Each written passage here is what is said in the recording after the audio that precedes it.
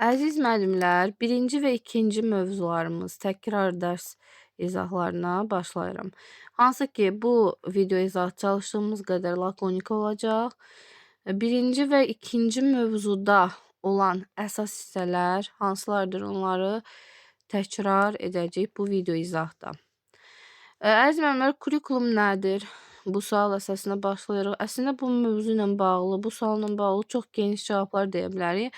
Amma bizə konkret olaraq suallar düşmür ki, kurikulum nədir? Artıq ona yanaşma tərzi yoxdur. Sadəcə olaraq öyrəndiyimiz, istifadə etdiyimiz proqramın nədən ibarət olduğunu gəlin qısaca xatırlayaq.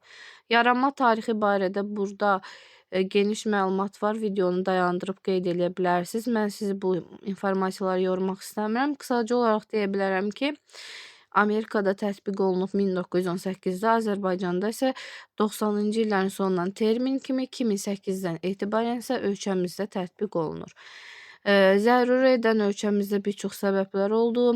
Məsələn, istədik ki, dünyanın inkişaf etmiş ölkələri, cəmiyyət daxili münasibət dəyişir. Bir çox ölkələr ondan istifadə edir. Biz də istədik ki, olsun. Planlı iqtisadiyyatdan bazar iqtisadiyyatına keçid oldu. İnkişaf etmiş təhsil sisteminin inteqrasiya oldu.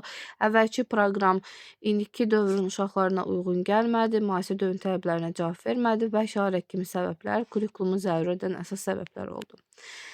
Bəs yaxşı, kurikulumun özünün tərifini necə yadda saxlayırıq? Mən bunu ilk dərsdə, hansı ki geniş izah olunan dərslərim var ki, orada çox geniş şəkildə təhlil etmişdik. Burada lakonik şəkildə deyəcəm. Məzmun, təşkil və qiymətləndirməni özündə əks etdirdi, təkrar edirik. Çünki bu video izahlarda təkrarımızda nəyi yadımıza salırıq, məzmunumuz nə idi, dərsi necə quracam, təşkilimiz nə idi, nə öyrədəcəm, qiymətləndirməmiz nə idi, necə qiymətləndirəcəm. Deməli, kurikulumun tərifini məzmun, təşkil, qiymətləndirmə kimi yadda saxlayırdıq. Məzmun dərsi necə quracam, təşkil nə öyrədəcəm, şagird nə öyrənəcək, qiymətləndirmədə isə necə qiymətləndirəcəm. Kurikulumun demişdim ki, keyfiyyət göstəricilərini yadda saxlayırıq. 4 keyfiyyət göstəricisi var. Aktualdır, praktikdir, davamlıdır, effektivdir. Aktualdır ki, dövrün bütün məsələlərini özündə əks etdirir. Praktikdir ki, uşaqları praktik məsələlərə yol verir. Məsələn, bilik yönümlü yox, bacarıq yönümlü uşaqları praktik yönümlü fəaliyyətə aşlayır. Davamlıdır ki, daim yeniliklər əlavə olunur. Effektivdir ki, kurikulumdan keçirilən dərslərin nəticəsi çox əla olur. Bu isə kurikulumun keyfiyyət göstəriciləri idi. Bir də var idi ki, UNESCO-nun bildiyimiz kimi keyfiyyətli kurikulumu, mən bunu hətta demişdim, necə yadda saxlayırıq, tərifləyən hissələr kimi.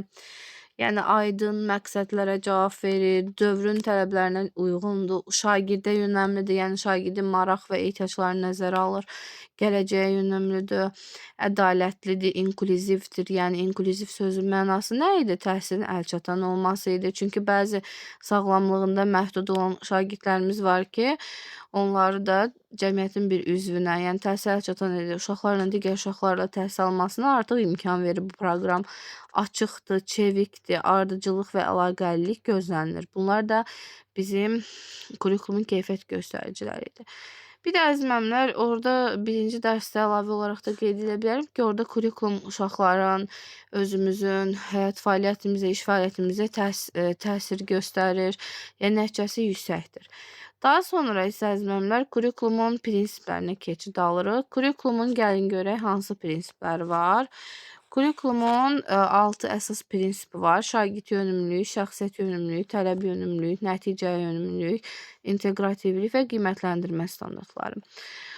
Bunlar da bizim prinsiplərimizdir ki, biz bu prinsiplərə mütləq əməl etməliyik. Yəni, kurikulumun xasiyyətini öyrənməliyik və onu əslində müəllimlər bu prinsipləri tam başa düşəndə digər mövzularda heç bir problem olmur. Gəlin başlayaq bir-bir təhlil etməyə prinsiplərimizi. Şəxsiyyət yönümlülükdən başlayaq. Bildiyimiz kimi biz şəxsiyyət yetişdiririk. Bu kimi monoton cümlələrə yer vermirik. Amma sadəcə olaraq nəyi demək istəyirəm? Bax, müəllim şəxsiyyət yetişdirir. Hər tərəfli şəxsiyyət yetişdirmək bu prinsip önəmlidir. Şəxsiyyət də necədir? Bir fikrini ifadə edə bilsin. Bir müəllimin keçdiyini, verdiyi dərsi müəllimə qaytara bilsin. Yəni hamı şəxsiyyət deyə bilmərik də. Həmişə bir cümlə işlədirəm. Deyirəm ki, şəxsiyyət olmaq yalnız kalistokda olmaq deyil, yaxud da ki, hə, qəşəng görünüşü var, danışa bilir. Yox, danışdığını mənə çatdıran, oxuduğunu mənə bildirən, o bacarıqları vəhdət təşkil etməlidir. Yəni təbii ki, milli bəşəri dəyərlərimiz qorunmaq şərtilə uşaq yetişdirməliyik. Mən bu gün dərsimi keçdim. Uşaq onun idraki hissəsini oxudu, ünsiyyət hissəsini mənə qaytardı. Bir arada psixomotor bacarıqlarını nümayiş etdirirdi də. Bu olur şəxsiyyət yönümlü prinsip. Şəxsiyyət yönümlü prinsipini qısaca olaraq necə öyrətmişdim sizlərə? İdrak, ünsiyyət və psixomotor bacarıqlar, amma milli bəşəri dəyərlərimiz qorunmaq şərti ilə və demişdim ki, uşağa tapşırıq verir, o tapşırığı bizə qaytarsa, deməli şəxsiyyət kimi düzgün yetişdirmişəm. Bunu da psixomotor fəaliyyətlə bağlı olan fən müəllimlərində şəxsiyyət yönümlü prinsipinə necə riayət etməlidir? Məsələn, o hərəki bacarıqları uşağa aşılayır, uşaq onu ona qaytarmalıdır. Tutaq ki, fiziki dərbəsə normativ qaydaları müəllim uşaqlardan tələb edir, lakin uşaqlar müəllimə nümayiş etdirə bilmir. Deməli, müəllim şəxsiyyət yönümlü prinsipindən düzgün riayət etmir. Yaxud da ki, tarix dərsində müəllim tutaq ki, 44 günlük müharibə ilə bağlı təqdimat hazırlamaq istəyir, lakin uşaqlar onu hazırlaya bilmir, hətta çatdıra bilmirlər. Deməli, şəxsiyyət yönümlü prinsipinə düzgün riayət etməyib müəllim. Nəyə görə? Çünki müəllim verdiyi tapşırığın ünsiyyət hissəsini uşaqlardan almaq istəyir. Ona görə şəxsiyyət yönümlü prinsipini qısaca olaraq belə yadda saxlayın. Keçək digər prinsipimizə. Tələb yönümlü prinsipinə. Dövrün tələbinə uyğun uşaqları yetişdiririk. Çünki daim fərdin də, cəmiyyətin də, dövlətin də ehtiyac və tələbatı dəyişir. Bütün bunları da müəllim kimi nəzərə almamız tələb yönümlü prinsipinə riayət etməli. Məsələn, burada gördüyünüz kimi İKT tələb olunan dərslər var. Ona uyğun şəkildə dərslər qururamsa, deməli dövrün tələbinə uyğun riayət edirəm. Yaxud da ki, müəllimlər, dövrün tələbi bacarıq yönümlü sahələrə üstünlük verməkdir. Mən bilik yönümlü, əzbərçi xarakterli dərslərdən uzaq olmalıyam. Bu da tələb yönümlü prinsipinə bir nümunə olacaq. İnteqrativlik əlaqədir. Ümumiyyətcə, kurikulum ən vacib prinsiplərindən biridir ki, əlaqəni düzgün qurmalısan. Düzgün əlaqə yaratdınsa, deməli sən inteqrativlik prinsipinə riayət etsən. Bunu istər fən daxili, istərsə fənlər arası, istərsə həyatla əlaqələndirmənin olmağı kurikulumun vacib prinsiplərindən biridir. Nəticə yönümlülük çox önəmlidir. Yəni əvvəlcədən işini planlaşdırmaq kimi yadda saxlayırıq. Baxın, gördüyünüz kimi burada şəkil də onu ifadə edir ki, müəllim bax əvvəlcədən nə eləyəcəyini hamısını müəyyənləşdirir. Çünki kurikulum deyir ki, mənim ən üstünlüyüm odur ki, planlaşdırmam əvvəlcədən olsun. Bu dərsinə nə keçəcəksən, o da ola bilər, illik planlaşdırman da ola bilər, ümumi tədris fəaliyyətinə bağlı planlaşdırma müəllimin metodiki bacarığına əsaslanaraq nəticə yönümlü prinsiplərə riayət olma həyata keçirməlidir. Bir sözlə nəticə yönümlü prinsipini əvvəlcədən müəyyən etmək, planlaşdırmaq kimi yadda saxlayırıq. Qiymətləndirmə isə sonda şagirdin nailiyyət səviyyəsinə qoyulan dövlət tələbidir müəllimlər. Bir də şagird yönümlü prinsipi var.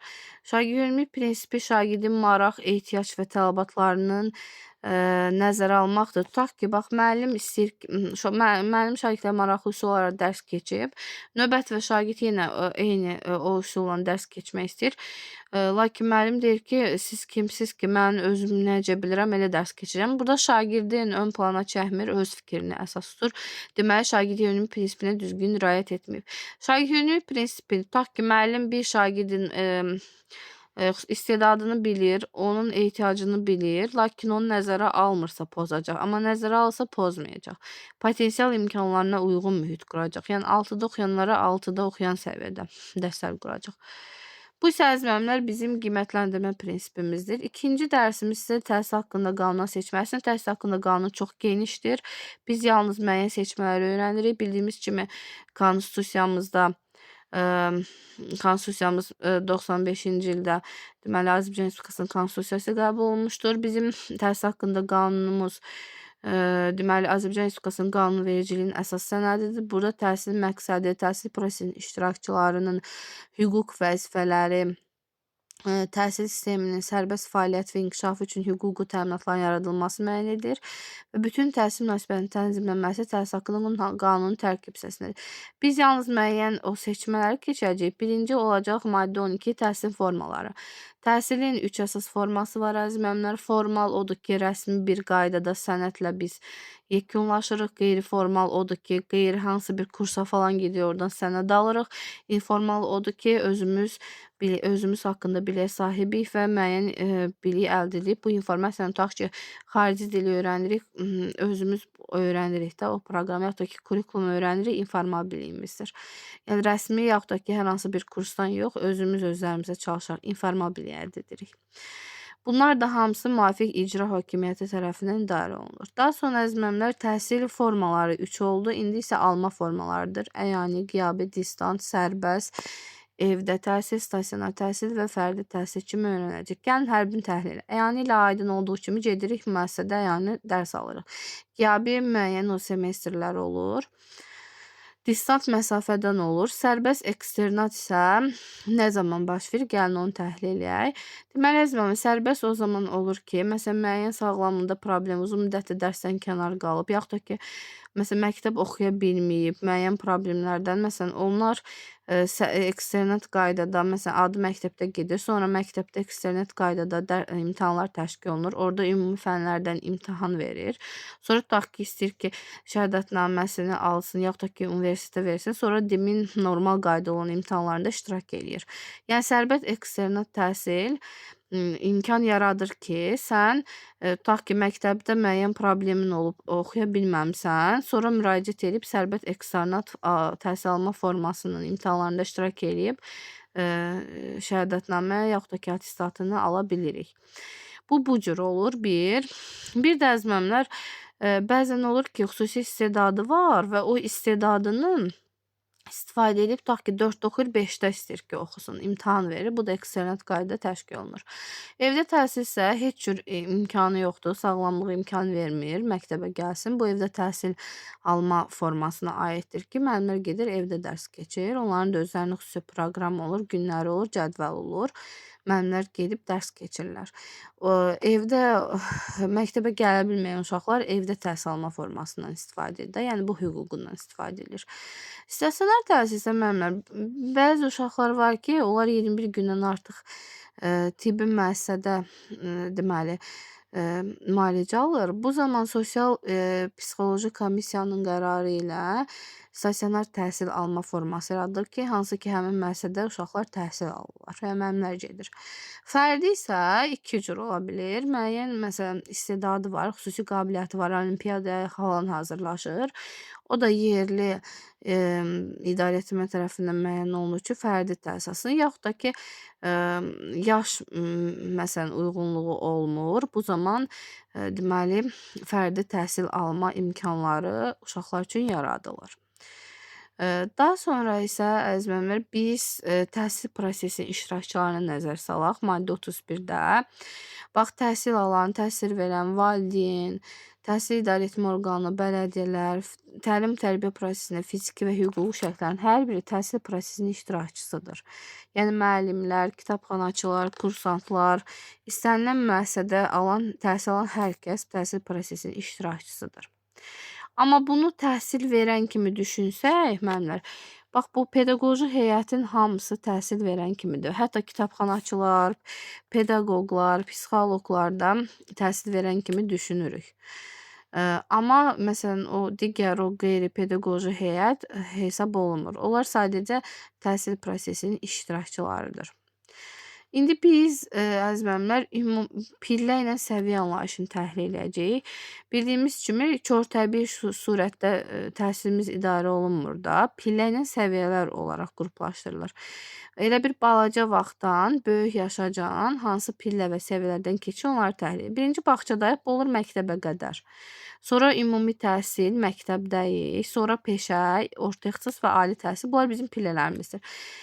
Hər birində səviyyələri var. Yeganə səviyyəsi olmayan orta ixtisas təhsilidir ki, orta sözü əvvəldə gəlib pillədir. Orta sözü ortada gələndə isə səviyyədir. Bunu unutmayaq. Orta ixtisas təhsili nə zaman olur? kollecdə oxuyan uşaqlar üçün nəzərdə tutulur, heç bir səviyyəsi yoxdur. Bu məncə yaddan çıxmaz. İndi məktəbə qədərdən başlayaq, pillə olaraq bağçadayıq. Bunu da körtəbii surətdə idarə olunur, səviyyələr şəklində idarə olunur. 0-3 yaş, 3-5 yaş bunların səviyyələridir. Yəni qruplar məsələsi də 0-3 yaşlılar bir qrup, 3-5 yaşlılar bir qrup. Müəllimlər, bəzən olur, bağçalarda da məktəbə hazırlıq qrupları var. O ancaq böyük bağçalar, böyük şəhərlər üçün xarakter. Hər bağçada yoxdur. Ona görə onu qeyd etməmişik. Amma fəaliyyət göstərir səviyyə olaraq məktəbə hazırlıq. Müəyyən o bağçalarda da, yəni ona görə onu qeyd etməmişik. İndi məktəbə getdik. Məktəbdə də 5 yaşlıdan başlayır. Yəni məktəbə hazırlıqdan, sonra 1-4-cü siniflər ibtidai, 5-9-cu siniflər ümumi orta, tam orta təhsil isə 10-11-ci siniflərdir. Burada əziz müəllimlər, ümumi təhsillə ümumi orta təhsili bəzən pillədim, səviyyədim deyirik. Ümumiyyətcə orta sözü ortada gəlirsə, elə bil ki, balaca adamdır da. Böyük adam olsaydı əvvəldə gələrdi. Böyük də nədir? Pillədir. Deməli ortada gəldiyinə görə səviyyədir. Peşə ixtisas da bildiyiniz kimi peşə agentliyi 2018-ci ildən təkmilləşdirilib və səviyyələrə ayrıldı. Əvvəllər belə bir səviyyə yox idi. Sonralar səviyyələr ayrıldı. İlk peşə, məsələn, o biraz aşağı peşədə olanlar da texniki peşə, bu texniki işlər öyrədilir. Yüksək peşə isə oranı bitirəndən sonra, o səviyyəni bitirəndən sonra ali məktəbə də gedə bilərlər. O buğalteriya falan, yaxud da ki, KT ilə bağlı dərslər keçirilənlərdir. Orta ixtisasda bayaq dediyimiz kimi kolleclərdir. 9 yaxud da ki, 11-ci siniflərdən. Bunların da səviyyəsi yoxdur. Ali təhsil isə 3 səviyyədədir. Bakalavriat, magistratura, doktorantura. Bunlar isə bizim pillə ilə səviyyə anlayışımızdır. Yenə deyirəm, pillə böyük anlayışdır, səviyyə isə onun tərkib hissəsindədir. İndi keçirik təhsil prosesinin iştirakçıların hüquq vəzifələri. Əsas olaraq təhsil alanın hüquq vəzifələri, təhsil verənin, bir də müəllimin hüquq vəzifələri öyrənəcək. Əziz müəllimlər, bunu da sizə öyrətmişdim. Hüququm, haqqım idi, vəzifədə borcum idi. Heç birini əzbərləmədən məntiqi surətdə çox rahat şəkildə vəziyyətdən çıxış etmək olacaq. Məsələn, təhsil alan kimi hərəsinə 1-2 nümunə göstərəcəm. Sonra videonu dayandırıb digərlərini rahatlıq oxuya bilərsiniz. Təhsil alan kimi hüququm nə olacaq? Yəni haqqım, fasiləsiz təhsil almalıyam, psixoloji yardım ala bilərəm, keyfiyyətli təhsil almalıyam, sağlamlıq və təhlükəsizlik və zərərsiz təhsil şəraitlə təmin olmalıyam. Bunlar mənim haqqımdır. Dövlət mənə o haqqı verir. Bir də var, təhsil alan kimi, şagird kimi borcum. Borcum odur ki, müəllimlərimə hörmətli yanaşım, etik normalara riayət edeyim, dərslərimi yaxşı oxuyum. Yəni belə deyim də, təhsil müəssisəsinin bütün nizamnaməsinin tələblərinə riayət edim. Məsuliyyətimi dərk edeyim. Bunlar mənim borcumdur. İndi düşünək təhsil verən kimi.